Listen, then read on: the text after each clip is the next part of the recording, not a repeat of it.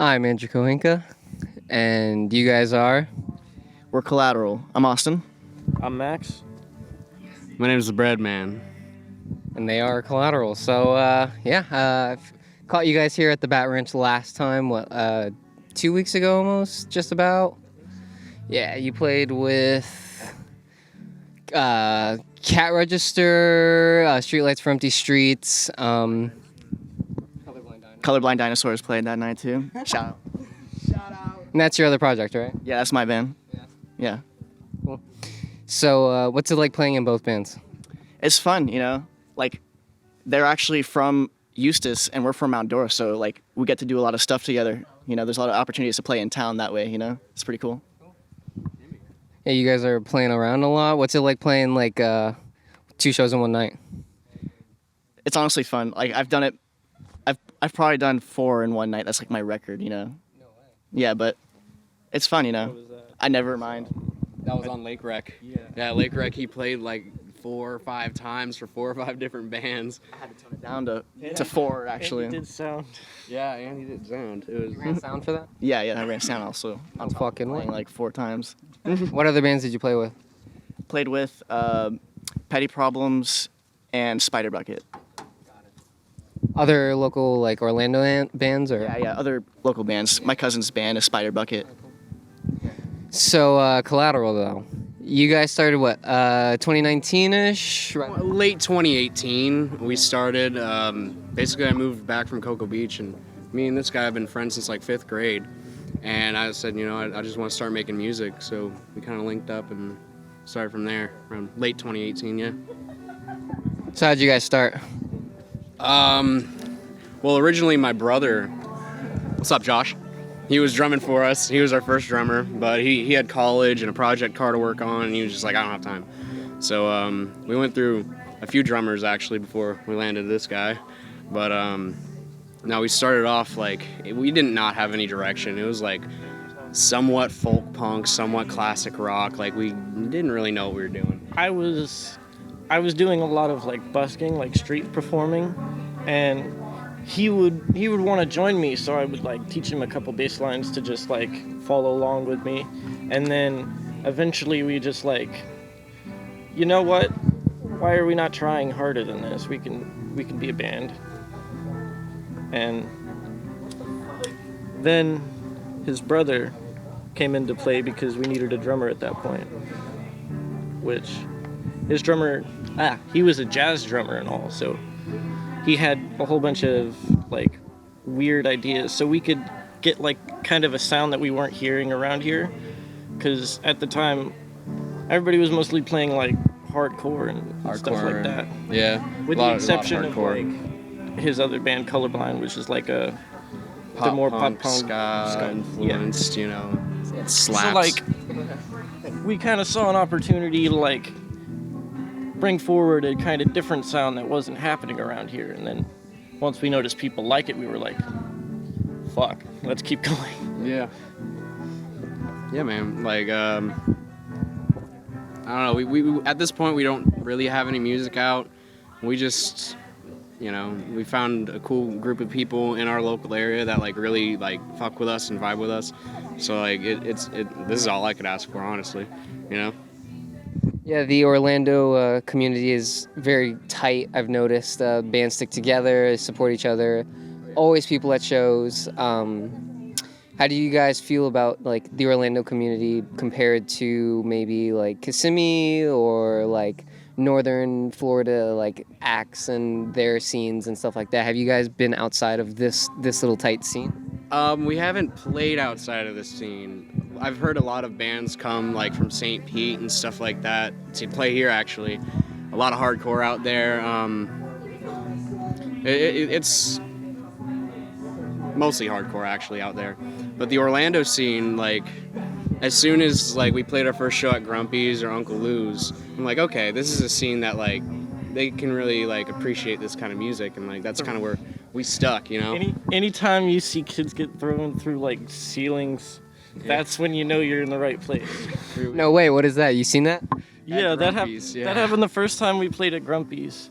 we weren't even supposed to like be there. We were playing a show next to them at Uncle Lou's, and that show kind of fell through because nobody really came. So we were like, guys, this is a fat turnout. Let us play in this lineup. And we were like, 3 songs. Just let us play 3 songs, and if they like us,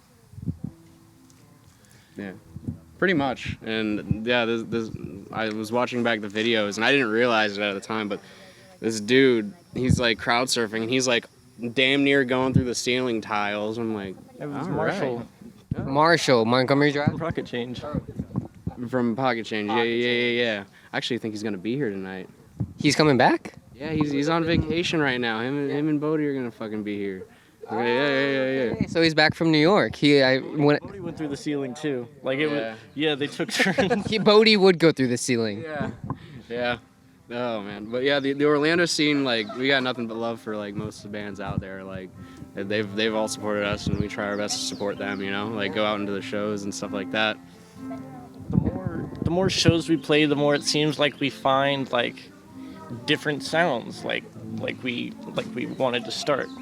It kind of gives us a little bit more, I guess, inspiration to keep going, because like everybody's starting to do something different now, and Yeah, you gotta kind of like adjust your own unique act into fitting with kind of what's going on. I think that every new band, especially local bands that start off, kind of have that like growth period where they start off with one idea, and then like eventually they realize how the scene is and how they can adjust to it, and then they change their sound a little bit, you know? Yeah.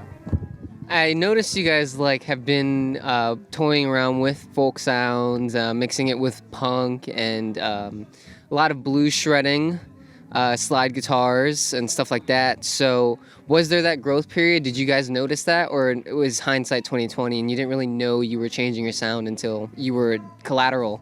I mean, it was partly conscious, because there was always the we'd write a song and slap it together, and then we're like, people didn't like that one, or that one doesn't groove like it's supposed to. And then we're like, what if we fuck with this, and then put a different element to a song and then change it completely. Read people's crowd response, you know, see how they react. One of our most popular songs is called Dementophobia, which is it's like basically a ska punk song. Minus the horns.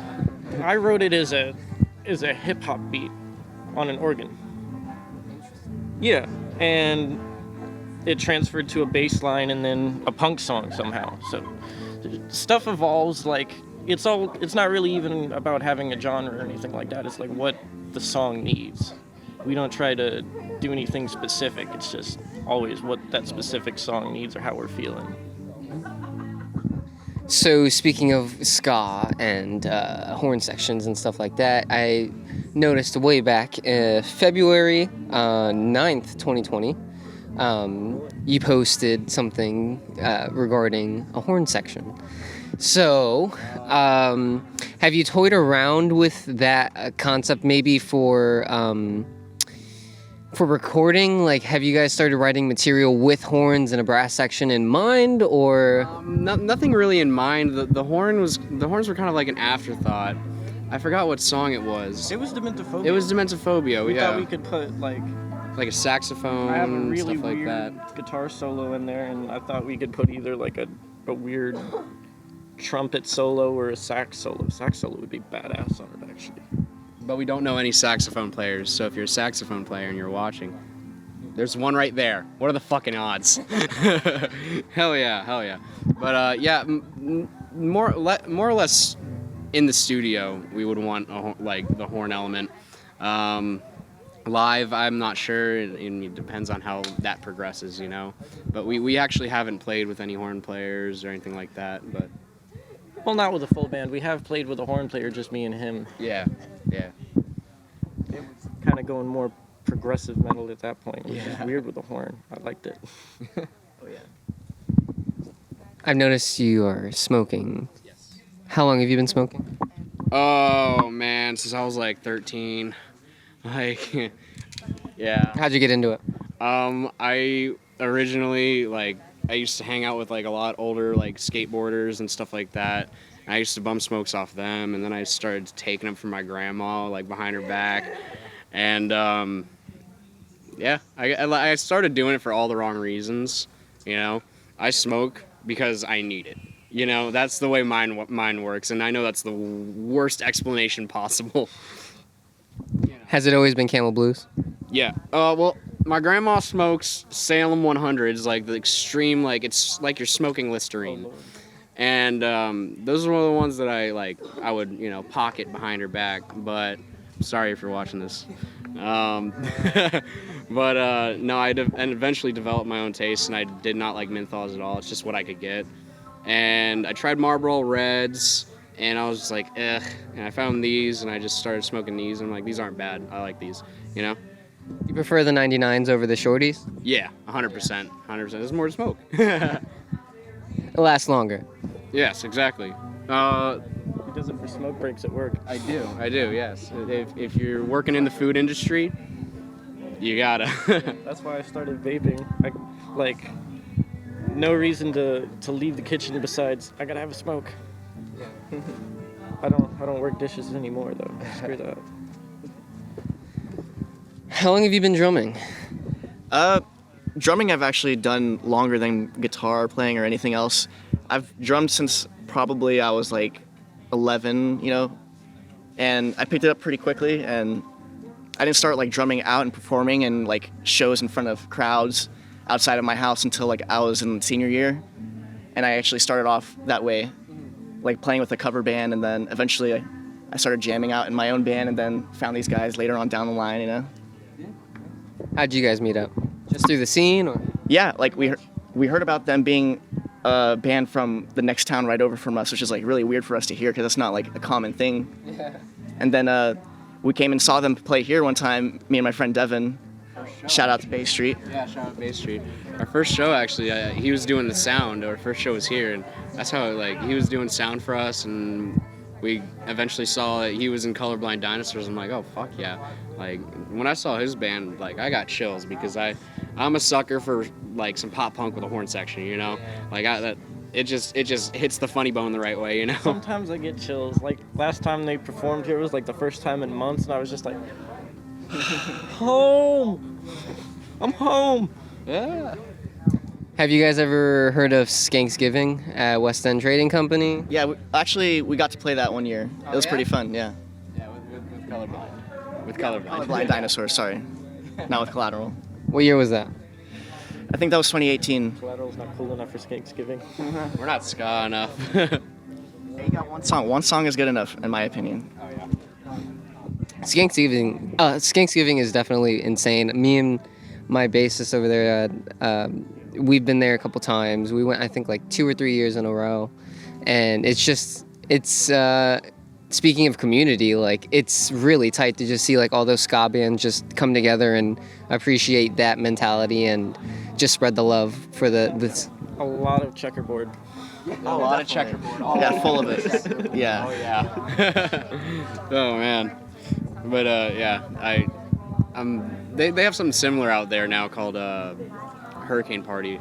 So it's ska, reggae, anywhere in between. And I actually haven't been. I'm going this year, though. 100%. Yeah. Yeah, it was sad to miss it last year, Corona. Ugh. Yeah. But recorded music when? So what's the deal with that? Have you guys been writing material? Do you have a plan? I know it's expensive. That's one of the main reason. It's just the money. We have more than an album of material. It's gonna cost a lot of money to do it. And then after the money is deciding what to actually record and what to either save for later or start working on it all over again. Mm-hmm. Yeah, it's that's the one thing mainly holding us back. Everything that we have had out on either Bandcamp or YouTube, I recorded on the microphone of my phone in the semi-truck trailer that we play in. I was about to ask about the practice space. Was it a semi? Was it a garage? Was it a pod? What's going on with that? That's my house. That's your house. I live in a 48-foot dry box semi-trailer, which was a race car trailer. Yeah. So it's got ramps in the side where we put all the instruments on the side, so there's a walk space and all. But the acoustics are really weird. It's very vibrating and It's a tin can. We always wanted to record in there because we could be as loud as we want, but it's like the vibration's going to be hard to put like on a microphone without getting it picked up. Mm-hmm. Have to put the fucking amp in a styrofoam box or some shit. Yeah. You've got an insane amp. You got a custom, what, K200, right? It's actually, usually I play a Fender 212, but it's so full of dust right now that I can't get my volume knob to work anymore. It's just not making any noise. So I switched over to, it's actually an acoustic amp, believe it or not. Yeah. It's a Sienna 65, so it's only a 65 watt, but it's got a 100-watt speaker in it, so that's, I use my stage amp for my bedroom too, because I could just put it in there and it's only a little 65 watt and it doesn't blast my head off. But I plug it into the 412, and I don't know what the technical wattage would be at that point, but I think it would still be 60. Water, mate. I think it would still be 65, just a lot louder. So the stack is a Behringer 412.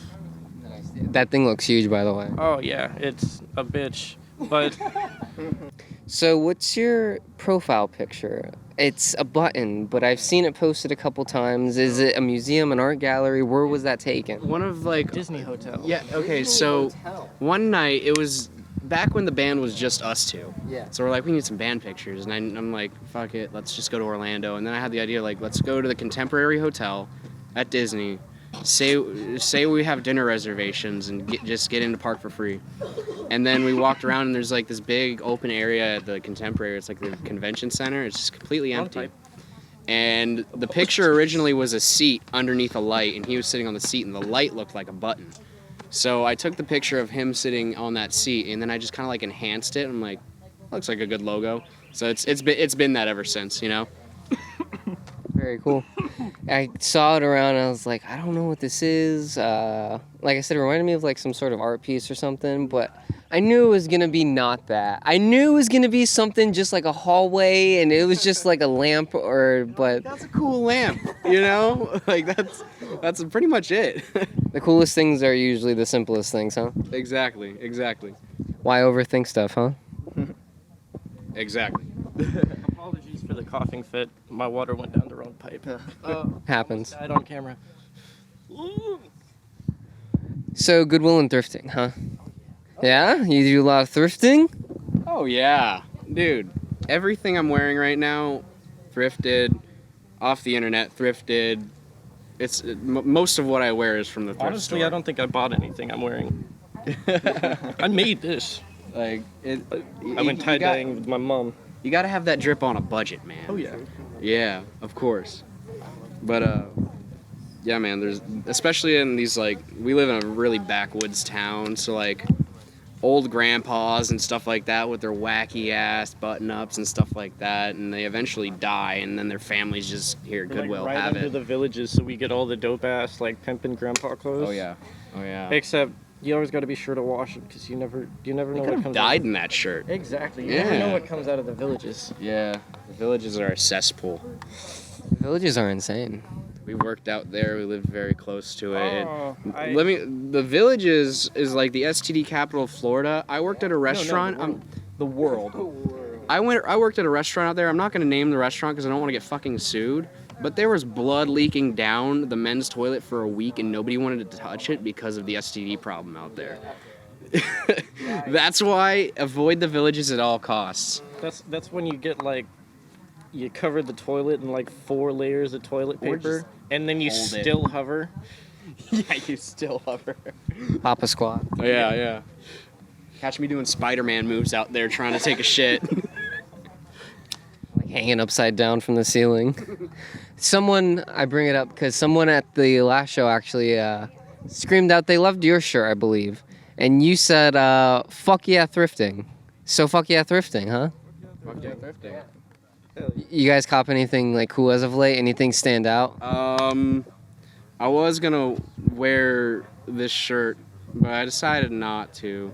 It was like, it's got these like cool like ancient Japanese like transcripts and pictures and stuff like that, and like pictures of like them like building a community or something. It looked really cool and trippy, but I decided not to wear it because it was a little heavy, you know.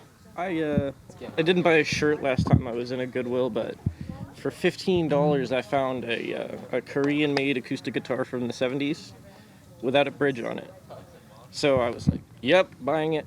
And I took it home and I put a bridge on it. And the action on it's like that high, but it's the perfect like slide guitar. It sounds just like you're from the 40s playing. I get like a chrome slide, and then I sound just like Elwood James or some shit like that. Oh yeah, I picked it up for the first time. I'm like, you can't get this sound out of any other guitar. You had to have like, this is this guitar's sound, you know? Oh yeah, it might show up on some of our recordings because I got the bridge I put on it has a pickup in it, and I got to figure out how to fire it up. But sound really good for some like transy slide stuff. I tune it weird. What are some of your favorite like alternate tunings?